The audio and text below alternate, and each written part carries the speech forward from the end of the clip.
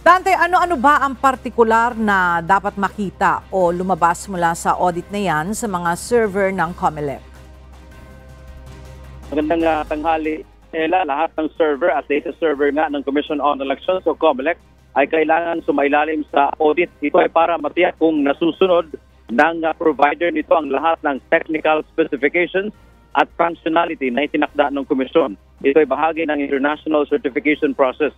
Kapag hindi nasusunod ng provider ang specifications ng COMELEC, hindi mabibigyan ng certification. Kabilang sa sinuri kanina ng kumpanyang ProVNV na nakabase sa Alabama, United States of America, ang servers ng Dominant Majority Political Party, Dominant Minority Political Party, PPCRB, NAMPREL at Media Server. Kaya din ang data center ng komisyon sa Makati City. Ayon kay Chairman George Sherwin Garcia, dapat international standard ang nasusunod. Magkakaroon din ulit ng audit sa isa pang server dito pa rin sa Makati at sa Parañaque City. Bahagi pa rin ang prosesong ito para matiyak ang integridad ng papalapit na 2025 midterm at Bangsamoro parliamentary elections. Yan mo nating update mula dito sa Makati. Balik sa iyo, Ella.